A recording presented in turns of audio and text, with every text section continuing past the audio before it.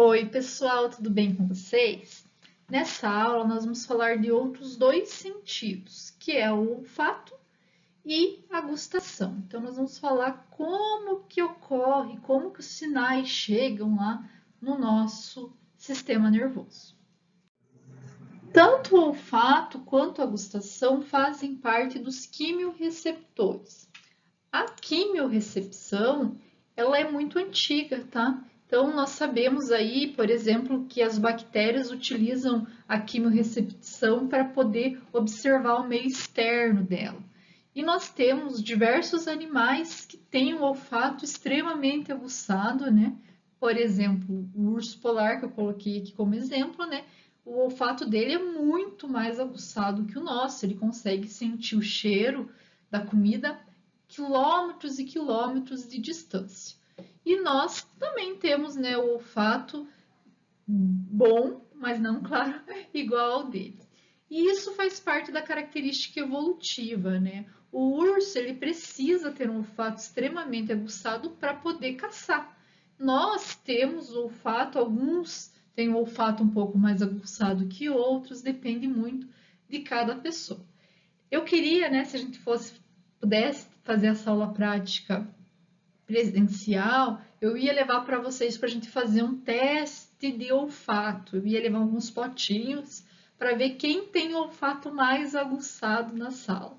Mas como agora não é possível, quem sabe quando a gente voltar nós fazemos uma análise, é claro, quando estiver bem seguro para fazer uma análise dessa, né? Porque atualmente não tem como a gente realizar essa análise. Mas saibam que cada pessoa tem um olfato diferenciado. Por exemplo, né, eu sou uma pessoa que não gosta de café, não sei se eu já falei isso para vocês, eu não gosto muito nem do cheiro do café. E eu sei que tem pessoas que adoram café. Né? Então, é a diferença de cada pessoa também. Tem pessoas que amam acordar com cheiro de café. Eu já não gosto. Então, isso muda de pessoa para pessoa. E também o olfato está muito ligado à parte sentimental, né? Eu falei isso para vocês a aula passada. Quando a gente sente um aroma que nós gostamos, nós vamos ter uma lembrança boa, né? Quem que não lembra do cheiro da mãe, né? Eu tenho sempre brinco que eu lembro do cheiro da minha mãe, eu gosto de sentir o cheiro dela. Então a gente tem um olfato muito emocional, tá? E a gustação, ela é bem interessante também, e eu vou falar um pouquinho para vocês. Nossa, já estou me estendendo aqui na minha introdução. Então, vamos ver um pouquinho sobre esses receptores. Então, vamos ver como funciona aí a via olfativa. Então, nós temos aqui no nosso epitélio olfatório a presença de dendritos. Eles vão ser responsáveis por captar o cheiro. Eu já vou falar sobre isso, tá? Antes disso, eu vou mostrar como que chega esse cheiro até o nosso sistema nervoso central. Então, né, esse sinal vai ser enviado pelos neurônios até o nervo craniano ou nervo craniano 1 ou nervo olfativo, tá? É o mesmo nome, são sinônimos. Esse nervo olfativo, por sua vez, vai enviar o sinal até o nosso bulbo olfatório. O bulbo olfatório, através do trato olfatório, envia sinal para o córtex olfativo e esse córtex olfativo vai enviar o sinal para o córtex cerebral ou para o sistema límbico. E acredita-se, então, que esse sinal enviado para o sistema límbico é o que está relacionado a sentimento, tá? Então, a lembrança é por causa desse sistema límbico que nós temos um sentimento quando sentimos o cheiro de algumas substâncias ou o perfume da mãe, por exemplo. Então, se nós olharmos aqui, ó, o epitélio olfativo, né, vai estar a presença dos neurônios e o neurônio vai enviar então um sinal aqui, ó, para o neurônio do bulbo olfativo. Aqui então nós temos os neurônios sensoriais secundários. Você está vendo que um neurônio muitas vezes faz ligação com 3, 4 outros neurônios primários? Então, isso é uma característica, tá? E vai auxiliar na identificação do cheiro. Então, nós vamos ter como exemplo, né, sempre pensar assim. Primeiro, neurônio primário, que são neurônios sensoriais olfativos. Eles vão passar aqui, ó, por dentro do osso, esses neurônios, e vão enviar sinal até o bulbo olfativo, que vai enviar sinal através dos neurônios secundários para o nosso sistema olfatório, né, para o bulbo olfatório. Como eu mostrei para vocês no slide anterior, lá no epitélio, na nossa nariz, né, no epitélio olfatório, nós vamos ter os dendritos.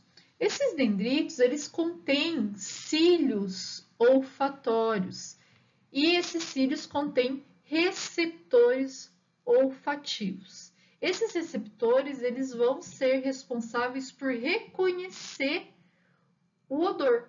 Então, cada receptor vai ser responsável por um tipo de molécula, digamos assim. Então, a molécula, inicialmente, ela se dissolve no muco do nosso nariz e depois se liga a essa proteína receptora olfatória no cílio olfatório.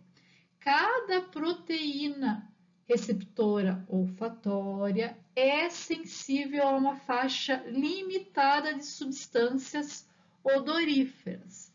Os receptores para essas substâncias odoríferas são receptores de membrana acoplados à proteína G, tá? Então, isso é importante vocês lembrarem. Então, a partir do momento que nós recebemos o cheiro, né, essa molécula vai se ligar a esse receptor de membrana acoplado à proteína G. Nós chamamos o principal, né, chamamos esses receptores do nariz de G-olf, G olfatório. Esse receptor, então, ele vai estimular o AMP cíclico. Quando o AMP cíclico aumenta dentro da célula, né, dentro do nosso neurônio, ele vai fazer com que ocorra a abertura de canais dependentes de AMP cíclico.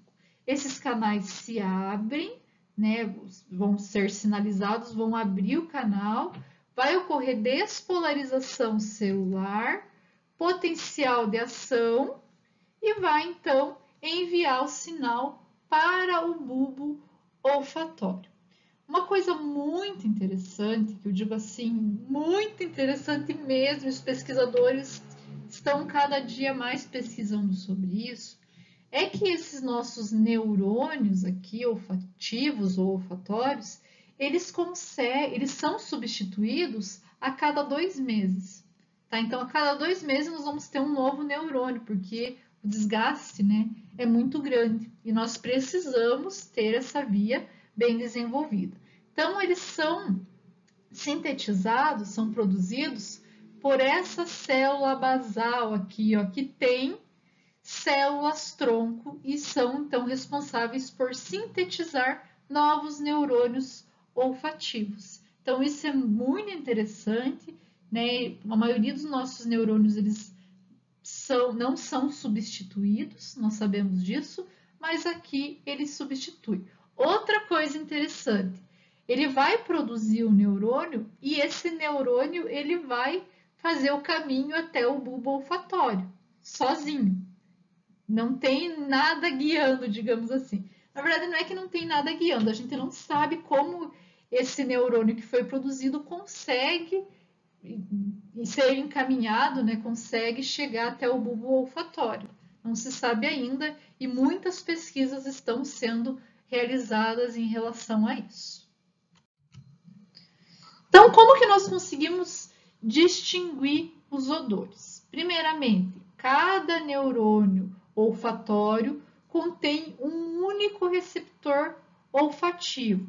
Esse receptor ele vai ter uma faixa limitada para moléculas odoríferas. Mesmo assim, vocês pensem que ele vai conseguir observar e sentir o cheiro de diversas moléculas diferentes. Então, isso aí já começa a limitar o nosso cheiro. mas, né, começa a limitar o tipo de cheiro que vai chegar, né, no nosso sistema nervoso central. Depois que nós sentimos o cheiro, ele vai ser enviado até o bulbo olfatório. Vocês viram lá que eu mostrei que ele vai ser enviado por neurônios, né, para neurônios secundários do bulbo olfatório. Quando nós temos o envio para esses neurônios eles também conseguem modificar as informações antes de enviar a informação para o córtex olfatório. Então, ele pode ajudar a selecionar um pouco aí melhor o cheiro que vai ser enviado, que nós vamos perceber. E quando essa informação chega lá no cérebro, né, nós vamos poder observar diferentes odores devido à combinação de diferentes neurônios secundários que são provenientes do bulbo olfatório. E isso ajuda, então, nós a discriminar o odor que está chegando e do que é esse odor. E agora nós vamos falar da gustação, que também é essencial, né, para a nossa sobrevivência. A gustação é uma combinação de sabor, sabor azedo ou ácido, né, sabor salgado, sabor amargo, doce e também o sabor umami, tá? Esse sabor umami, eu vou falar para vocês, mas ele é associado ao aminoácido glutamato e também alguns nucleotídeos. Então, ele é um sabor diferenciado e extremamente importante. Muitas vezes a gente não fala muito sobre ele, mas ele é bem importante, tanto que algumas pessoas, durante a produção de seus produtos, colocam, né, aminoácidos do grupo glutamato para poder melhorar o sabor da comida. Então, o sabor ácido ou azedo, ele está relacionado com o hidrogênio presente no alimento. O sabor salgado com o sódio, tá? O sabor amargo, doce e umami, ele está relacionado com moléculas orgânicas em geral, tá? O sabor amargo, ele é um gosto que nós sentimos tentando avisar o organismo que pode ser proveniente de uma substância tóxica. Por isso, o sabor amargo ele não é tão bem visto por nós humanos, né? Nós tentamos evitar algumas comidas com esse sabor porque é característica de substância tóxica. O sabor doce, ele está envolvido com alimentos nutritivos, assim como o sabor umami. Lembrando que o umami também está ligado aí ao aminoácido do tipo glutamato e alguns nucleotídeos. E como que nós sentimos o sabor? Então, na nossa língua, né, nós temos esses botões gustatórios. Esses botões estão em toda a região da língua, tá, pessoal? Esse negócio de, a ponta sente o sabor doce, o lado sabor amargo, o meio sabor salgado, isso não é real, tá? Nós vamos ter esse botão gustatório em toda a boca e esse botão ele vai ter células responsáveis pelo doce, pelo umami, pelo salgado, pelo azedo, né? Então, nós temos todos os sabores nesses botões gustatórios e ele vai estar em diferentes regiões aí na nossa língua e também no palato, ele pode ter em outras regiões da boca. Claro que a maior concentração vai ser na nossa língua. Pessoal, como as células descobrem o sabor, ainda eu vou falar para vocês que falta estudos sobre isso, tá? Em relação ao doce, ao amargo e umami, nós temos mais ou menos um estudo bem feito. Agora, o ácido e o salgado, nós precisamos estudar mais um pouco, digamos assim. Por quê? Porque nós utilizamos muito animal para fazer esses testes e descobrir como funciona, né? E os roedores, que são os mais utilizados, a gustação deles é bem diferente da do ser humano. Então, nós não conseguimos chegar ainda a um resultado extremamente certo. Então, eu vou falar o que nós sabemos hoje, mas isso pode mudar daqui a algum tempo, tá bom? Então, vamos começar falando do doce, do amargo e do umami. Quando nós temos a ligação, né, dessas moléculas no receptor GPCR, que dependendo do sabor vai interagir com o T1R2, se for doce, com o T1R1, se for umami, ou com o T2R, se for amargo. Então, esse receptor é um receptor acoplado à membrana. Então, nós temos a ligação da molécula e a molécula vai fazer com que ocorra uma modificação na célula. Essa modificação vai fazer com que tenhamos uma transdução de sinal. A transdução de sinal vai modificar inteira a nossa célula, vai fazer uma modificação de polarização e abertura de canais de cálcio dependentes de voltagem. O cálcio entra na célula e vai então estimular a liberação de ATP. Nós também temos vesículas de cálcio dentro dessas células que também, quando ocorre essa transdução de membrana, libera o cálcio dessa vesícula. E ele vai então liberar o ATP. Mas assim, pessoal, aqui nós temos uma junção entre a célula e o nosso neurônio gustatório primário, tá? Então, esse ATP, ele entra diretamente dentro aqui do nosso neurônio gustatório primário e o sinal é enviado de flash para o sistema nervoso central, tá? O ácido, nós acreditamos que funcione da seguinte maneira. Quando nós temos o hidrogênio presente, né, no alimento, esse hidrogênio ele vai passar por canal de hidrogênio.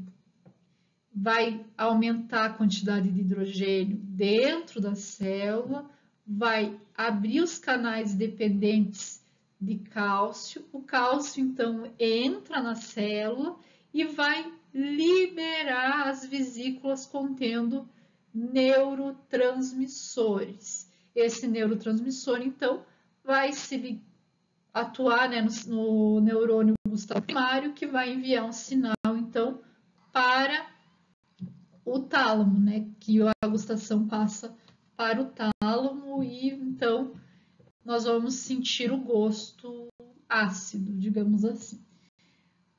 O que nós acreditamos? Que o sódio atue dessa forma também. Ele passe por canais de sódio, modifica aqui a concentração de sódio dentro da célula, abertura de canal de cálcio e liberação de neurotransmissor. Mas como eu falei para vocês, isso pode mudar daqui a algum tempo, não fiquem chateados com a prof se nós descobrirmos outra coisa, tá bom? Pessoal, eu até tentei fazer uns vídeos um pouquinho mais rápido, mas eu sei que são vários detalhes, então não cansem, assistam todos eles, porque são muito importantes para vocês poderem compreender bem como o sistema nervoso central atua, tá bom? Então, descansem um pouquinho e assistam o próximo vídeo.